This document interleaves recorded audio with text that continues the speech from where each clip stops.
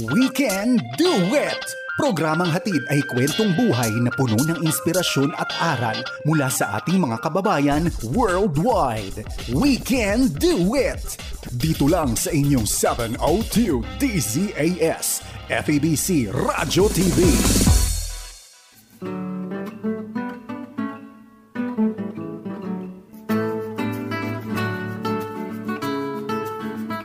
From Southern California, the Far East Broadcasting Company presents We Can Do It!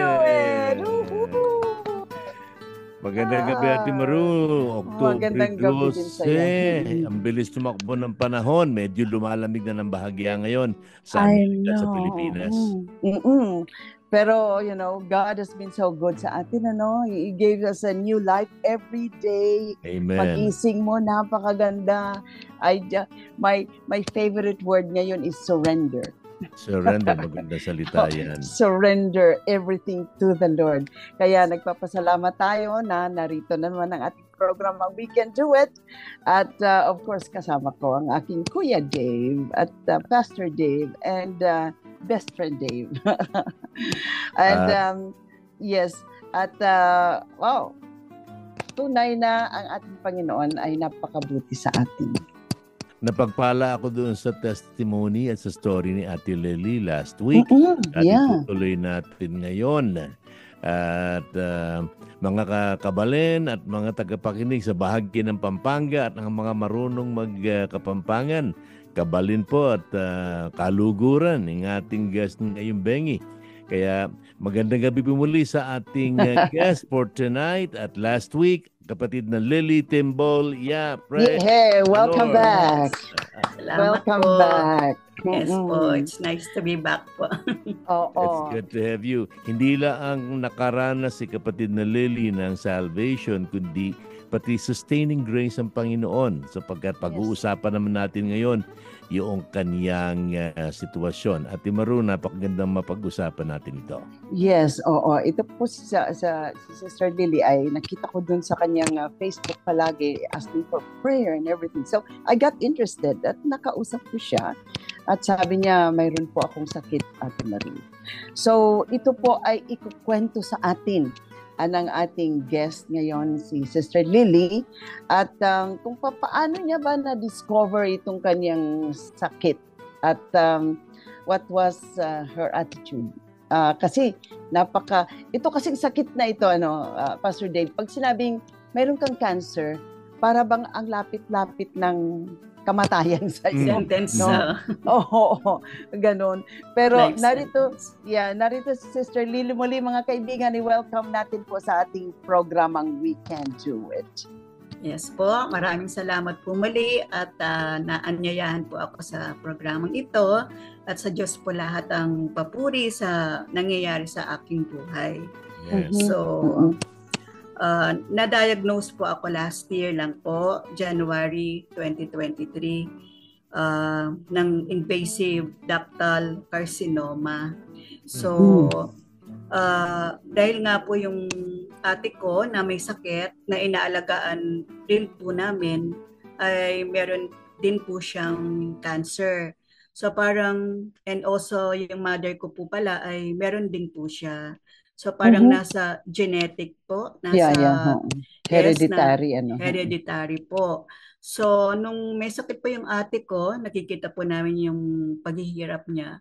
Naging aware din po ako at alam ko meron akong nakakapa na bukol from parang 2 years ago ganon, pandemic time. So pero hindi ko po siya pinansin. Parang akala ko wala lang po, mawawala din. And nasabi ko po dun sa anak ko, nasabi ko yung panganay po na samahan mo ako at magpapa-check up ako. Dahil dun tsaka may na-feel po ako na pain at lagi pong masakit ang likod, ang shoulder. Kaya po, yun, sinamahan niya po ako. So, dun po nalaman na sa parang ultrasound, breast ultrasound, na merong something po sa result. And then pumunta po kami sa isang surgeon. Surgeon muna po ang aming nalapitan at sinabi niyang kailangan alisin yung lump, yung bukol. So through lumpectomy. And so, yun po yung unang parang minor operation lang po siya. Inalis po yung lump and then pinabiopsy. At ang result nga po yun pong invasive ductal carcinoma. Sa left chest lang po siya. And sabi niya, kailangan siyang maalis the whole breast na ang tawag din naman po ay mastectomy. So, nagulat po kami sa balitang ito dahil nga po in the midst of aking pagkaabala sa paglilingkod sa Diyos ay meron pong ganito. Pero yung attitude ko po, para sa akin, parang hindi ko po siya tinake na seriously dahil sabi ko, God will not allow this to happen. Parang ganon. So, cool lang po. I continue na pagtuturo sa Sunday School hanggang sa kailangan nga na nag-save po kami ng pang-opera para sa mastectomy. And God provided naman na opera po, naalis po siya. And yun po, yung ni-refer niya na po kami sa oncologist, the doctor of cancer. At sinabing kailangan ko po ma-chemotherapy. 6 cycle po yun and targeted treatment. Lumabas po dun sa parang HIC po. Parang dun po malalaman sa hormones kung ano po yung gamutan para sa ganong, sabi niya po, stage 2B ang aking cancer. And kailangan ko po ng 18 cycles ng targeted. Kasi po, it is an aggressive kind of cancer. And hindi po siya yung parang normal na, kasi iba-iba po pala yung klase ng cancer. Meron pong slow, meron parang tamad. At yung sa akin po talagang active siya. Aggressive siya. Yes. So, you need this targeted. Yung hormone receptor ko po, pareho siyang negative, estrogen and progesterone, pero po yung HER2 is kailangan niya ng target treatment. Ayun po. So, nung una po talagang hindi ko po akalain that God will allow it to happen. So, nung tumawag po yung doctor, sabi niya, punta po kayo that day, Thursday, punta po kayo bukas sa clinic at ma-explain ko po yung result. Hindi niya pa po sinabi nung time na yon. So, that same day ay mag-speak po ako sa WMU sa church. So, the same time din po, parang mga 4 o'clock in the afternoon. So, inuna ko po yung sa doctor. Kasama ko po yung mga anak ko. At doon sinabi, doon i-broke ng news ng result ng doctor na kailangan ko ng mag-chemo, stage 2B, and mahabang gamutan daw po yung ganong klase ng cancer. So ako po, hindi ko po siya ma-process kaagad talaga na bakit mangyayari to sa buhay ko na parang naghahanap po ako ng kasagutan agad. So, yun po. So, yung daughter-in-law ko, nasa church na po, nagpa-follow up siya. Sabi niya, Mama, saan ka na? Kasi mag-start na yung program, wala ka pa. So, yung voice po, merong voice na nagsasabi sa akin na, huwag ka nang mag-attend doon, huwag ka nang pumunta, uwi ka na. Sabi ganun, parang may cancer ka, umuwi ka na, magkulong ka sa kwarto mo at doon ka umiyak. Kasi nagpipigil po ako eh. Kinokontrol ko po yung emotion ko. Ayaw ko makita ng mga anak ko yung ganong yung nalungkot ako or parang gusto ko nang umiyak. Tapos yung isang boy sabi, go, sabi niya, pumunta ka ng church, you are committed, naghihintay sila sa'yo and you share ko ano po yung nga po yung speak ko and you share them kung anong nangyayari sa'yo. So hindi ko na po alam, parang nalilito po ako kung anong gagawin ko. Pero they keep calling na po, alika na, start na, sabing ganon ng president ng WMU. And so, on the way to church, medyo maulan pa po. January po yun, pero talagang umuulan. Parang na-feel ko that yung heaven is crying with me. For you. Crying for me. At pagdating dun sa fellowship, nag-speak po ako ng medyo hindi ko po masyadong nakafocus. Pero I was able to share them kung ano po yung nangyari, but medyo na-late din po ako. And nasabi ko po sa kanila na yung pong pagkakasakit kong ito, I know that this will not stop me from doing all these things. Yes po. And they prayed for me, yung mga ladies, no? Ako po ay nasa kalagitnaan nila. And isa-isa sila nag-lay hands sa akin. And naramdaman ko po na meron pong prayer warriors around me. Doon pa lang po ay naramdaman ko po na alam kong hindi ako pababayaan ng Panginoon. Amen. Amen. Opo, sa sakit. Opo. So, after those, nung nalaman nyo na, Sister Lily, that, how do you go through the days ahead? I know na maraming sa church members niyo nagpe-pray sa inyo, but personally, paano, how did the Lord deal with you on this matter on a daily basis? Kasi parang iisipin mo na mayroon kang ganong sakit. Parang nakakatakot ka agad, nakakatakot, there's fear. Pero paano niyo po i-share niyo paano niyo hinaharap ang araw-araw na activities ninyo at living with your family? And I know it's going to napaka mahal ng treatment po ng cancer, especially dyan po sa Philippines. Pero paano po nakayanan nito? Alam ko maraming mga bagay na ipinakita ang Panginoon sa inyo. Yes po. So that day po, that night po na galing kami sa fellowship, nakatulog po ako ng mahimbing, parang hindi ko na po siya inisip muna. And the next morning, parang doon ko lang po na-realize may cancer ako. Parang hindi ko po talaga, parang hindi pa po ma-process sa aking isipan. And I was positive na tutulungan nga po ako ng Panginoon. And that day, afternoon, meron po akong kids Bible school na ang aming topic is about Joshua, na siya po yung maglilid sa mga tao sa wilderness.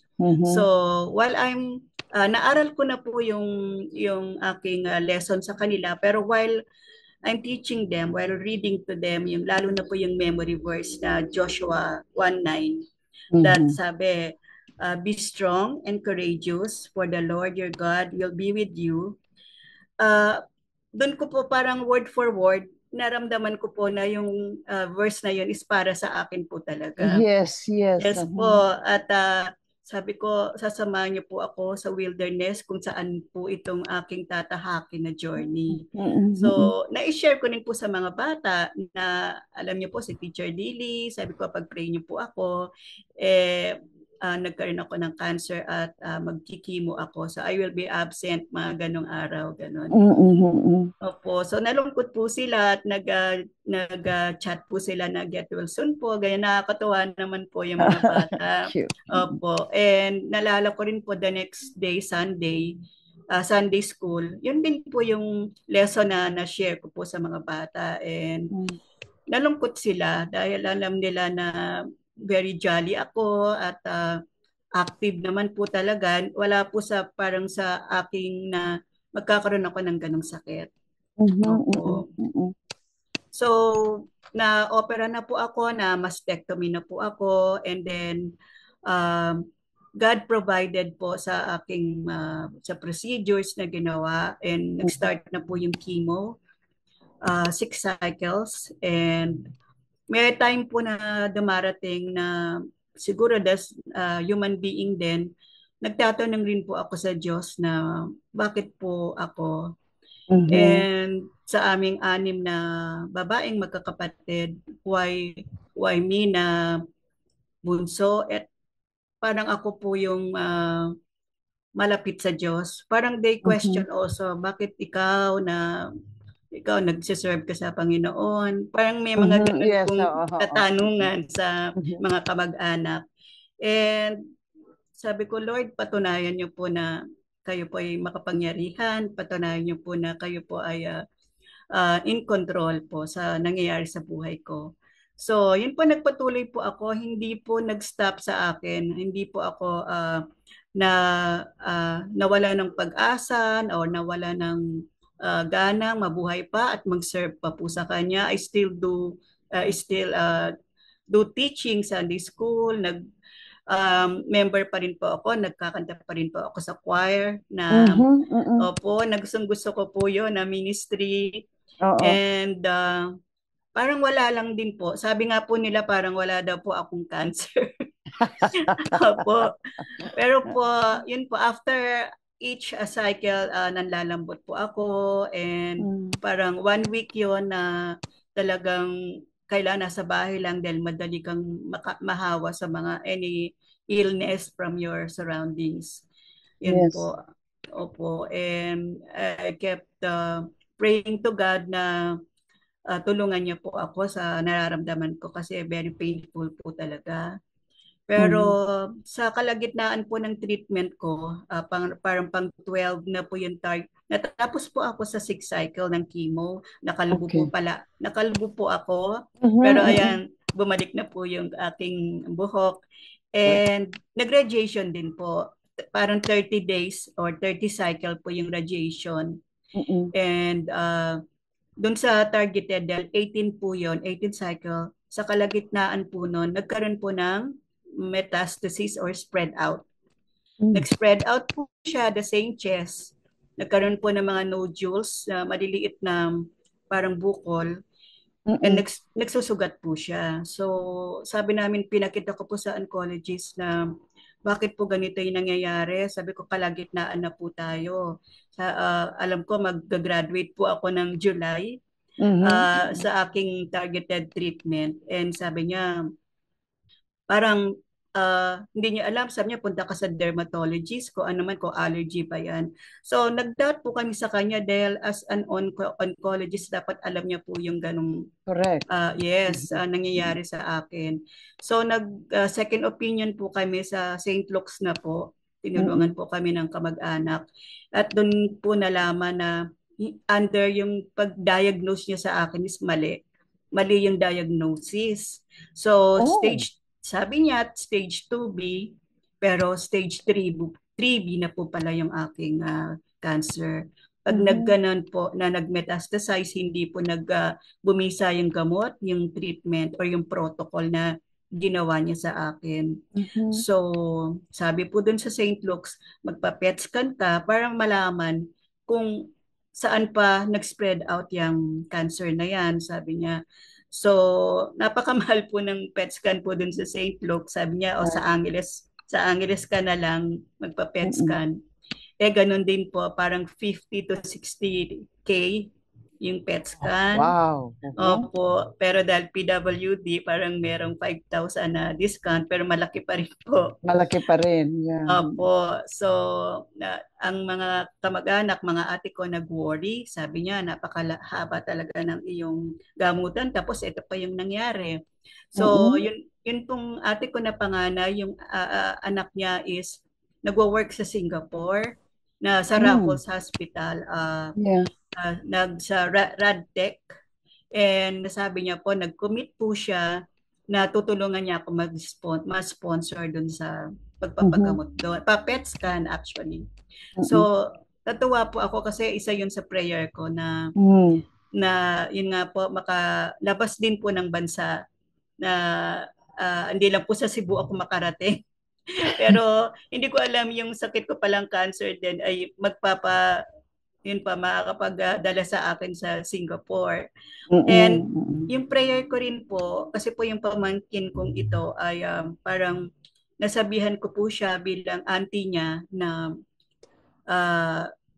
ano po siya, LGBT na tomboy po. At pinag-pray ko po siya, kinausap ko po siya na hindi po maganda sa paningin ng Panginoon. Nagalit po siya.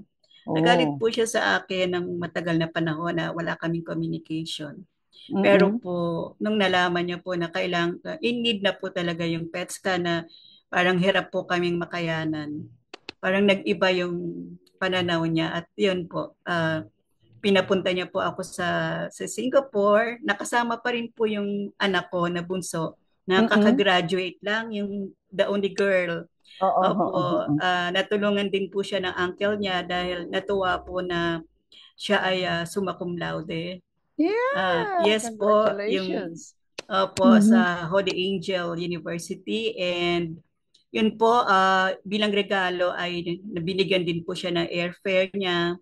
At yun po, God made it happen na makapasyal kami along with this cancer journey. At nung nasa Singapore po kami na PET scan po kami, talagang prayer po na sabi ko, Lord, sana hindi po nag-spread out yung cancer sa aking mga organs, Mhm. vital Yeah. organs. Yes po. Yes. Tapos po, nung yung procedure, tapos na po, that day, nakuha na po yung resulta, natawa yung pamangkin ko na medyo kinakabahan. Sabi niya, Tita, hindi po wala pong metastasize sa inyong vital organ, sabi niya. Praise the So, Wow. Lord. Praise the opo, Lord. Woo! yun po ay napakagandang experience na maramdaman na hindi po ako talaga pinapabayaan ng Panginoon. So, Praise ang God. gagamutin na lang po yung dermal, yung dito po sa skin. Mm-mm, Kasi mhm. po, kailangan niya rin pong magamot dahil kung i-discontinue ko po, maaring mag-spread out pa rin po. Yeah, that's right. So, That's right. continue to have this treatment. Pero Okay. nung Mm-mm. bumalik na po ako dito at pinakita na po yung results, sinabi po ng doktor na kailangan ko po ng another targeted treatment. Yun po ay, bali tatlo po siya. Magkikimo po ako ulit, targeted na trastuzumab, sabi po, and yung Mhm, mm-mm. pertuzumab. Yung Yeah. pertuzumab po ay worth 75,000 Mhm. per Wow. cycle. So, last year po na able po namin na makapag every cycle is 25K. So Mm-mm. na kayanan po namin 'yon sa tulong rin po ng mga friends, and nag-seek din po kami sa mga government financial assistance. Pero Wow. po Mhm. this time parang malaki po yung Oh. 75K or plus 25, 100K per cycle. We will So, continue to pray. We'll opo, continue to pray. We will be with you on this journey as Sister Lily, and how nakita namin kung papaano kumilos ang Panginoon. No, day by opo. day, every treatment, every check-up, Yes God is po. there. And maganda yung promise ni Joshua. So, nako, wala na po tayong oras, kaya kami ay nagre-remind lang sa ating mga tagapakinig na ating programang We Can Do It ay napapakinggan ito sa FEBC Radio TV at napapanood sa Facebook Live at sa YouTube channel ng 702 DZAS FEBC Radio TV at napapakinggan din tayo sa DXKI 1062 Coronadal South, Cotabato tuwing Miyerkules alas 5 ng hapon. So, Kuya Dave, alam ko mayroon ka pang sasabihin sa journey ni Sister Lily. Ang So, gawin natin ay agad tayong dumalangin at siya nang po kayo naroroon, mga kaibigan, mga tagapanood, mga tagapakinig. Lahat po tayo ay umasa sa Diyos na ang Diyos ay tumutugon. Dalangin natin ang ating kapatid na Lily. Ama naming yes. Diyos, nilikha mo po, niligtas mo po ang aming kapatid na Lily. Amin Mhm. po siyang dinadalangin na ikaw ang magpagaling sa kanya, magkaloob ng lahat ng kanilang mga pangangailangan. Mhm. Panginoon, sino man po na nakikinig sa amin ngayon na may pinagdadaan ng anumang uri ng karamdaman, una po, O Diyos, ipadama mo po ang iyong kalapitan. At Mhm. namin na ikaw po ang mag-unat ng iyong makapangyarihang kamay at pagalingin ang aming mga tagapakinig na may dinaramdam sa panahong ito. Salamat po, Panginoon, na ikaw ay nagpagaling, ang mga bulag ay nakakita, mga pipi nakapagsalita, ang mga lumpoy Yes. nakalakad. At ikaw, O Diyos, ay kahapon, ngayon at magpakailanman. Kahit nagtitiwala kami na ikaw ay maghihimala at magpapagaling sa bawat isang dumudulog sa iyo sa makapangyarihang pangalan ng aming Panginoong Hesus. Ito po ang aming dalangin. Amen. Amen. Amen. Maraming salamat muli, Sister Lily. At kung ano man yung mga resulta ng mga milagro ng Panginoon, we would like to hear from you next time. So, kami po ay pansamantalang magpapaalam, mga kaibigan, na inyong kaibigan sa We Can Do It, Ate Maru Cepeda Javier. Dave Marcelo po, pinasasalamatan natin ang ating kapatid na Lily Timbol Yap sa kanyang napakagandang pagbabahagi ng kanyang kasaysayan. At salamat din sa ating engineer sa control, ang ating kapatid na Fel Lagtapon. At sa mga tagapakinig natin, patuloy kayo ingatan, pagpalain ng Panginoon. Tandaan natin, ano man ang ating sitwasyon, sa tulong ng ating Panginoon, kakayanin natin yan sapagkat with the Lord's help, sabay-sabay tayo, We can do it! Do it! Yoo-hoo! Bye-bye mga kaibigan, and we'll see you again next week.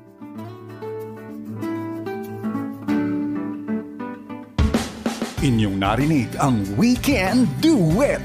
Dito lamang sa inyong 702 DZAS FEBC Radio TV, Agapay ng Sambayanan.